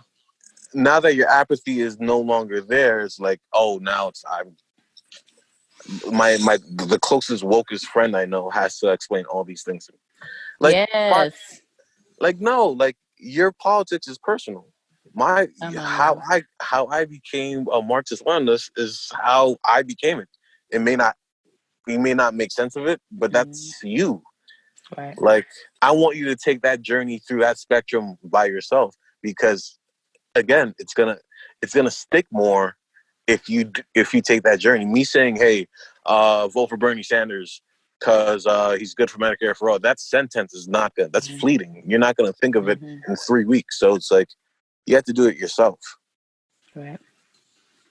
Yeah, I mean, I think that the whole thing with J. Cole and No Name, first, like with his response, like initially it's just, yo, I just feel like, yo, men, yo. And then like this black men swear that black women are just there to teach them and coddle them and raise them. And anytime we call them to any kind of accountability, it's like, well, why didn't you do it for me? And I felt like J. Cole definitely was like, he definitely got on the track and said, I don't even really read like that, even though I got a college degree. I don't really read like that. But I didn't like how she was talking to me, because she was talking to me like she was better than me because she had a better upbringing. And like, that's not fair. Of course, I'm not as woke as her. Mind you, this girl is significantly younger than J. Cole. Like 10 years, maybe more. Probably 10 years at least. Probably Right. 10 years younger. She just got called out and started reading. It's very recent. I also follow her on Twitter and watch her in real time be called out by people about having Not only audiences and grow from it and be like, you know what? I'm not doing shows no more for white people. organized. Yeah, she's like, yeah, she's organized. She's uplifting the voices of organizers, and that's what I was glad that she did in her response, was say like, there's things going on, and like, I can't believe you took the time to write about me. And I also hate that she apologized for it. Yeah, because it's just like the patriarchy is just like so strong. Like, she feels like she has to apologize for reacting to responding in kind to someone who really should kind of be like a mentor to her. Not to mention all the stories that have come out about J. Cole being given books by activists that are like well known in the community, being given like special copies of books and him not reading them. So like, it's super frustrating to talk to people who haven't done the reading, who want to debate with you about what's the best thing to do. Like, because if you do the reading, you see that like, there's not best and worst. There's only ineffective and effective. That's it. There's no best and worst thing to do. There's effective and ineffective. So like, doing the reading gets you to that point. So like, them squabbling, like it does suck. Because to talk about like black celebrity leadership, when we talk about everybody wanting to be Jay-Z and people wanting to be Kanye, like, are these people really leaders? No, they're not. You know, these people have an illusion of leadership, but whenever they're like handed the mic, or they are handed the mic, they say something wrong and they got to eat that. They're like, I'm not a leader. I'm not a role model. I'm just a person. Yep. So like, we need to stop giving some celebrities these platforms. When they act up, we need to snatch it away from them, like we did Daniel Caesar. Like, collective action, it does speak. Like, being able to get these corporations, as stupid as it sounds, as low on the priority scale as it sounds, it all matters. Yeah. Because like, those symbols, they change. When those symbols aren't there anymore, people don't remember it. Like, one day people will be like, who the fuck is Aunt Jemima? Who the fuck is Uncle Ben? Like, that's going to be something for real one day, you know? Like, and the thing that struck me the most during this conversation, during this beef, or whatever you want to call it, was people being more concerned. When people heard about it, a lot of the reactions that I saw were, well, what did, it was, well, are we going to cancel J. Cole? Or it was, well, like No Name should shut up. And it's like, how does nobody, the first thought wasn't, what has No Name done to give her, I would say, agency over J. Cole? Nobody asked that. And it's like, that's because it's crazy to me because it's a very legitimate question. And as somebody, I've been with my girlfriend for 10 years, I've been that guy that's just like, oh, you're angry, you can't talk to me like that, talk to me like a child, blah, blah, blah. You get older and you're like, no, anger is anger and it's valid no matter who it's from. And it's talk about it. You should validate it from people. You need to let people have their emotions and you need to let them exhibit those emotions. And if you're being dumb, or if you don't know as much as somebody is telling you don't know, then you need to take it. You need to take it and learn from it. It's not up to you to be like, you can't police tones when you're getting corrected. It's not how things work. But that learning how to do that, right? Like men don't really know how to not tone police women. You really have to like work at that. I think men have to do more work at that than most people do, especially rich men, right? Like J. Cole really felt a way that he thought he could say on wax, let's say like something about the queen tone that's bothering me. He really said that like word for word, like those are the lyrics. Yeah. So like that audacity, that comes from somewhere. Right. Like, and anger is a normal emotion, but like think of like how many of us fucking learn like that from either like therapy or some kind of therapy like that, because the capitalism definitely doesn't want us to be angry. No. Think about like how widely shunned like anger is or like sadness is. They don't want you to be angry because God forbid you get angry at them. I've never heard that verbalized before because I'm a hothead.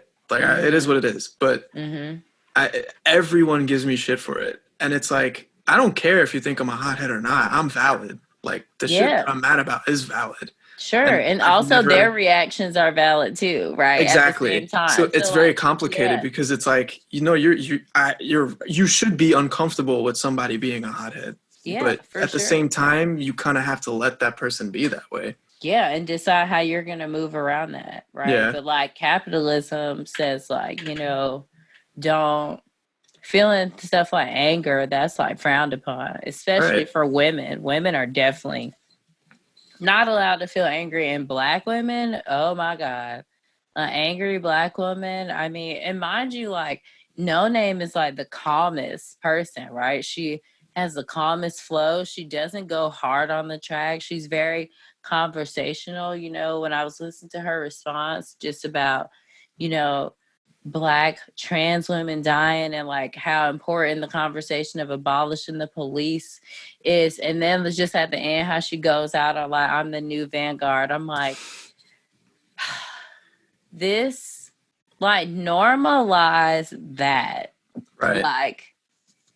Like normalize all of that. Just like, that's like a taste of, I feel like what liberation looks like for Black people, of like just being able to fearlessly respond to like, because like J. Cole, who knows, she might have looked up to him until that happened, right? Like that's a giant almost compared to her, and she just looked him in his face and said, I can't believe you wasted your time talking about me while the world is on fire. I'll be over here doing that. And I think it's also funny that before she even put out Room 33, he put out a series of tweets basically like, this is the song, this is what it is. Oh, it's not directed at anybody, but I just want to say that I love No Name. It's like, you put out a song and you did like a little mini press tweet about it. What the fuck? Yeah, I mean, men, they don't know how to lose. That's and I true think too. That was also evident with J. Cole. Like, he ended up like posting her song, and it's just like, that's petty. It's like, and somebody described it so perfectly on Twitter. They said like, when a man is wrong, trying to argue you down and it's wrong, and then tries to compliment you at the end. Yeah. Instead of saying like, I'm sorry. Right. Like, I hope J. Cole is canceled. Like, I haven't been fucking with him no way. But like, I hope that like his sales do suffer, and I hope that like he really takes some time to reflect and think about all these women calling him illiterate, because he obviously is. Because if you have money and resources and you don't read, it must mean you cannot. So I hope he was humbled by this moment. Honestly, I hope that he like is really in his feelings about it and feels sad. I think I don't know. I don't want to put words in Ant's mouth, but this was something that me and Ant were discussing, that like it kind of, misogyny or not, it unfortunately took away from a coalition, like the chance to talk about coalition building. And I think that that's also pretty important, because, you know, that's such a necessity, because like, you know, we keep bringing on Jay-Z and Beyonce. Jay-Z's activism really just involves bailing out celebrities and filling his pockets. Come on now. I can't speak for Beyonce. A lot of people have said her activism is actually giving money to Black communities. So that's really not activism. Can we just like stop calling giving money activism though? Because it's not. Right. That's philanthropy. That's charity. Right. It's not at all activism. It's not a substitute for activism. It's not a stand-in for actually speaking up and using your platform. So if you're doing things in the background, which people like right now, Jay-Z, Beyonce, Kanye, are like giving money in the back and not speaking up. It's like, okay, those two things need to happen in tandem. Yeah. Yeah. Like, it's also, people don't want to talk about it, but a lot of these philanthropic ventures, most of the time can be just back channels for you to funnel your money and invest. That's usually what they are. That's what Amazon does with, I think they're doing it with the whole ecosystem shit. But, you know, we don't really have a Black celebrity activist. I want to say we have No Name and we have Chance the Rapper, who... And he's just kind of on the train. And exactly. And like, you know, it kind of made me... I decided to ask my friends what they thought. I had a very small sample size, but one of my very good friends was just like, dude, what the fuck you asking me this for? Of course I think J. Cole's an idiot. Right. I had two other friends that were just like, you know, oh, No Name shouldn't have said anything. And it's like, but you need to, it's like, oh man. And I felt, I didn't really argue. I was just like, well, listen, like, that's how you feel. You need to be, I would hope that you would read more about activism and politics in the oncoming, because these are people that are just like recently, I don't want to say radicalized, but are recently spending more time reading and looking at politics and talking about it. So it kind of made me wonder, like, you know, are we ready as a population to truly move forward with activism? Because if we can't... Yes. The answers were always ready. You can't wait until you're ready. And that's like, so the thing about this full spectrum resistance that I'm reading is just like how important normal, regular people are. Like the academia are not going to be the people who win the revolution. They also don't vote. Right. Because they're too smart. I feel them. I'm almost right there with them, you know, like I'm right there. I go back and forth, like, you know, but they're not going to win us. It's just going to be ordinary, outraged people. And the numbers are hopeful. You only need about 3.5% of a population to create social change. And I think we have that. I think we just need to get organized. And you know, some of these niggas who say they with us, but they not, they need to decide real quick. Yeah. Sal, don't I say we need 2% of the population so we could sack the city or sack Washington, D.C.? You too. It's not a lot of people. And it's Washington, D.C., geographically, it could be overrun. If we're really about that. I'm serious. I know you're serious. That's why I'm laughing, bro. I mean, if we like learned anything from the French Revolution and the Russian Revolution, it's literally at the gates of the capital. Yeah. So if we're gonna start like, yo, have you guys heard about the Million Man March that Al Sharpton started trying to For August, yeah, that performative shit. Yeah, me and my friends, we already talked about it. I'm in this group. We call it the Black Chat with like 5 other Black people. Some of them are activists, some of them are not. And we actually talked about that a couple days ago. Because there's a few marches. There's a digital march that the Poor People's Campaign is throwing. And then there's the August one that's supposed to be it's the anniversary of the first March on Washington. I never heard of this. It's just came out, child. Oh, okay. It's Al Sharpton, so you know that's how I don't like him. So Right. MSNBC fame. So that's all you need to know. Yeah, so I don't do the like performative because even though I think protest is super important, and especially when you look like somewhere like New York right now, I think that the momentum and the consistency of protesting every day is very important, right? Because I want us to be putting pressure on these cops. I want them to want to quit their jobs every fucking day because they're tired of going to these protests. Okay, so like definitely keep it up, but also a protest with permits is just a parade, right? Right. So like the thing about, I wonder what the goals are for the March on Washington. What is the point other than commemorating the first March on Washington? What's the point? Are there demands that are going to be made? If so, like what's going to be the or else? Like, do they have like a direct action planned after that? Like, even if they probably don't, right? Like, yeah, even if we get this monumental and we have like all the right causes and we get super organized, nothing. I know that every single incumbent Democrat or Republican will do nothing. They will not pass any bill. They will not debate it. They won't do anything because they have an election coming up. Mm-hmm. And the fact that the choice that's between Joe Biden and Donald Trump is so deflating to me. Yeah. Like I I'm not saying for him today. It was terrible. Like horrible. I would say that local, instead of having like a 1,000,000-man march part 2, how about we just do like that for like pressuring, like individually we just like do a sit-in at City Hall. So we can pressure, like, defund the police. We don't have to go to fucking Washington. It's fucking... No, but, like, the protests are doing that, right? Like, protests, that's one way we can do it. There's other ways to, like, organize. I was talking with some friends who live in LA. They found out how much the city makes from parking tickets. So they like, we finna fucking stage a fucking parking protest. We could do that shit every day. Nobody will pay the tickets. That's gonna cut hundreds of millions of dollars. I would love every year. That in New York. That's something that can happen in New York.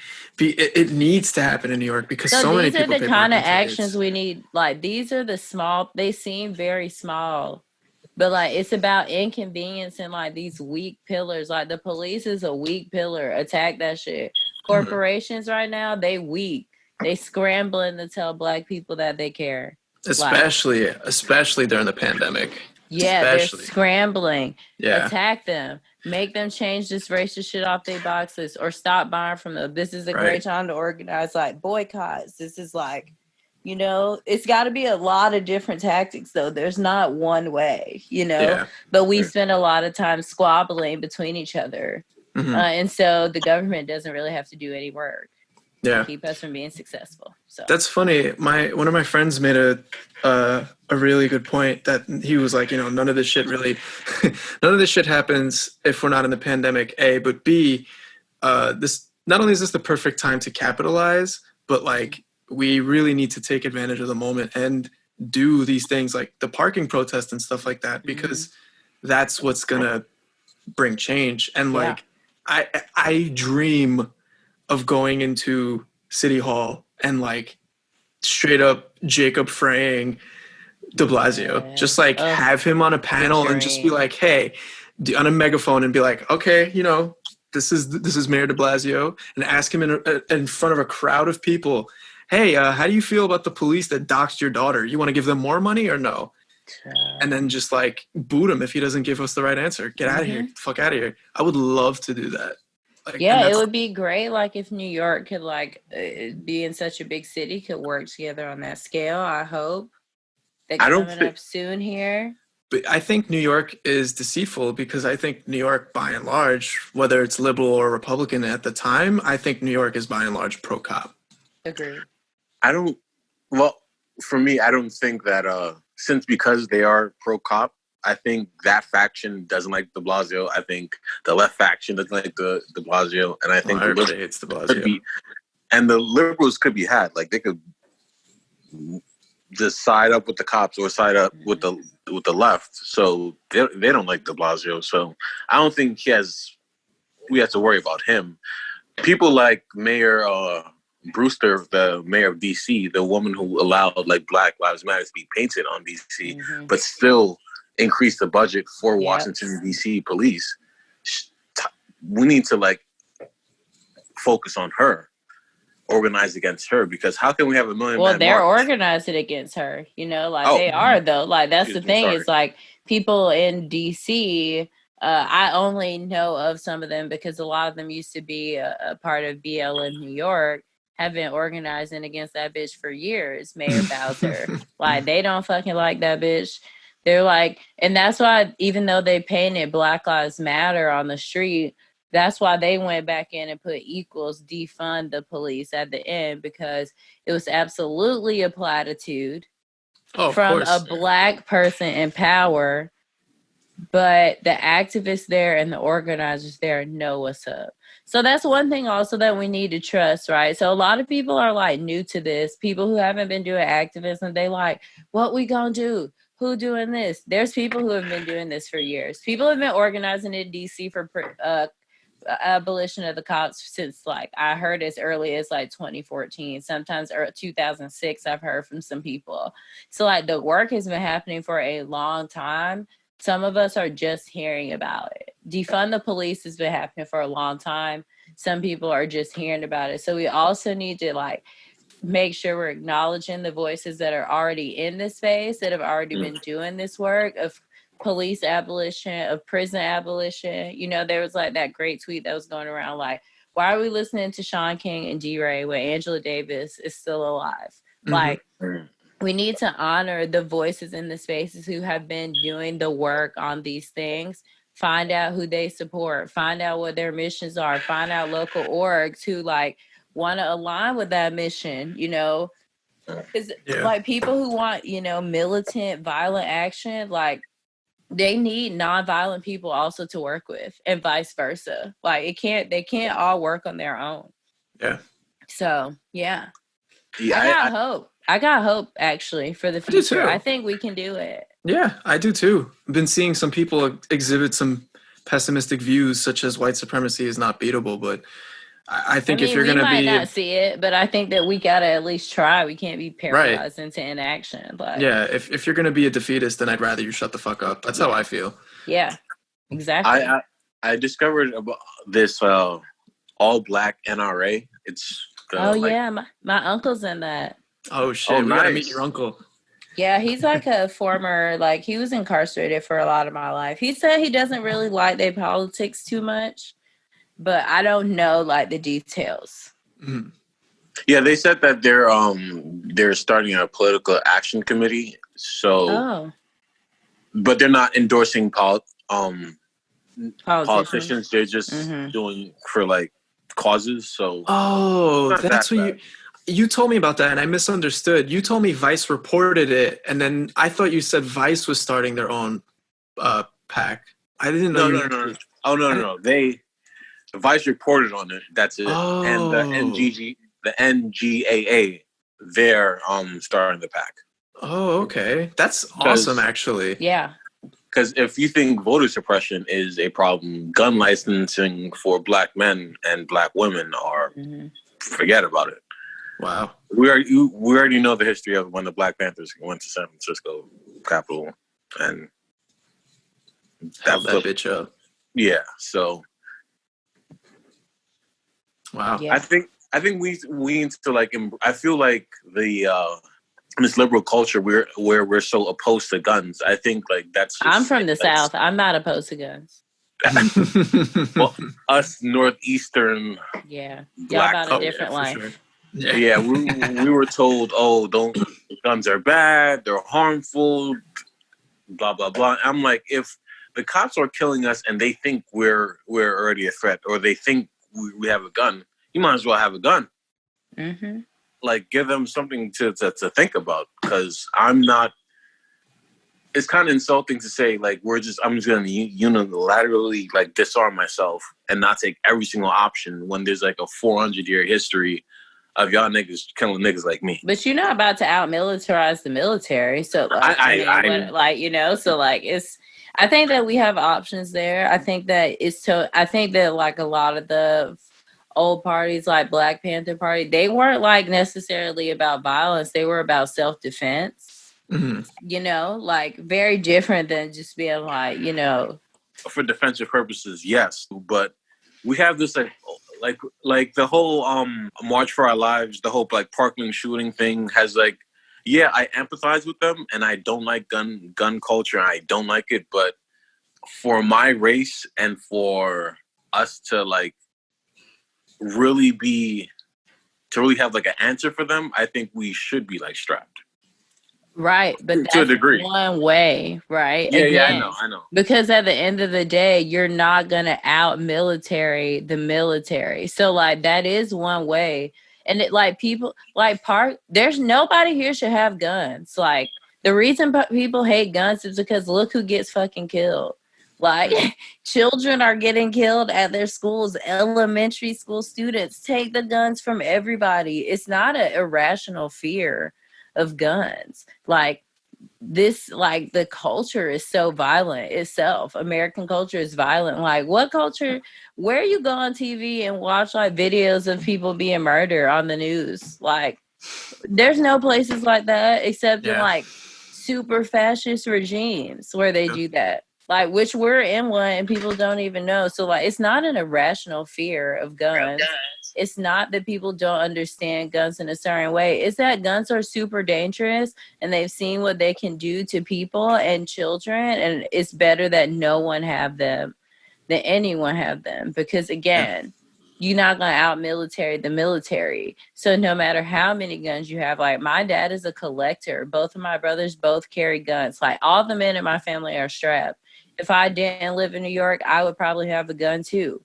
But I don't carry guns even for self-defense. Like, that's not my philosophy around guns at all. Like, gun shooting is a sport to me. Right. Like, but white people, they don't grow up like that. Yeah. Violence is like the birthright of whiteness. Like, but, like, all they think about for guns is, like, that's why we make jokes that school shooters are fucking white. Like, little Tommy about to shoot up the school. I mean, if you think about it, it got them everything. It got them the United States and everything since. So it got them shit before that. Yeah. It was the United States is just like the fucking main course for them. Like, right. They worked on this for a long time. And you can kind of see that. And anytime there's a counter, this is something that, like, that I've been thinking about lately too, that I think is kind of interesting, is that anytime there's a white protest, it tends to be either racist or violent. Mm-hmm. And it's weird to me because I've had one of my friends was like, well, why can't, why? It was like, it was a stupid talking point of like, oh, well, why aren't there protests against against drug dealings and gang killings? And how come when white people die, like, nobody protests for it? It's like, dude, listen, because the protests are about police brutality, right? Which is part of a larger problem in the system, which is capitalism. It's just enforced. It's literally enforced and kept alive by police. Yeah. So when we protest police brutality, that's what we're protesting against. Just because Black people who have been fighting, have had to fight since they've gotten taken to this country, they see that and they know that. So their cause it's not just, it's just because it's about freedom.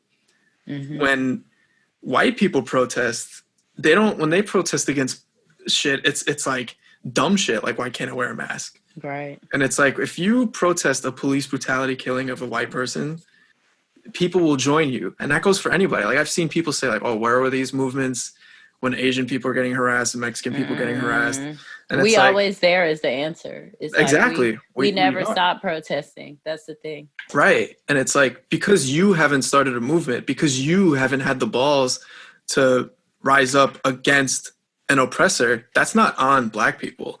So when I hear, when I have one of my white friends ask me, like, why don't white people protest?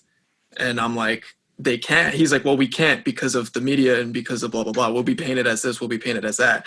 And I'm like, no, that's not true. If you guys get any kind of negative reception from the media, it's because you earned it. So if you can't protest against something without your message being inherently racist, that's on you. That's not on Black people.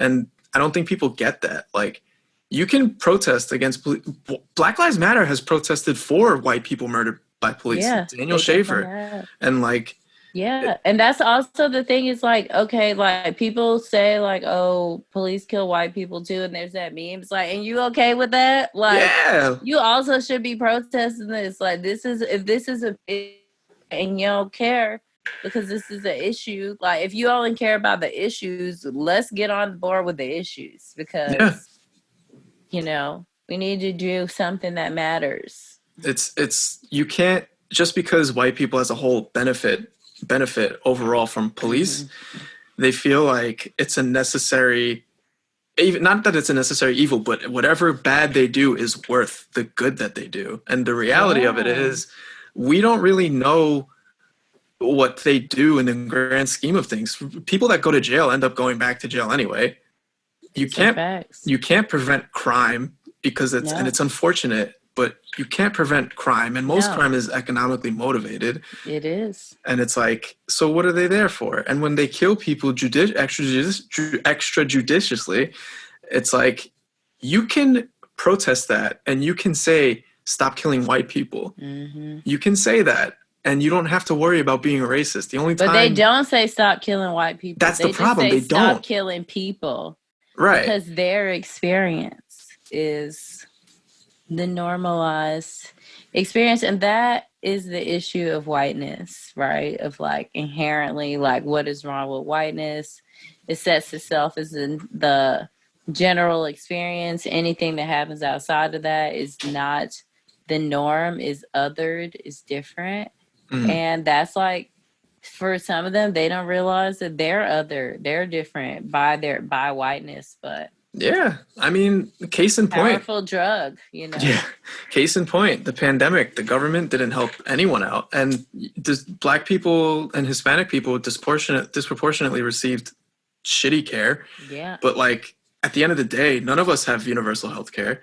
None of us received adequate funds to survive this the way that we would like to. Right. And small businesses and companies owned by people across the spectrum weren't bailed out. So like, they don't, at the end of the day, the government doesn't really care about us. They don't.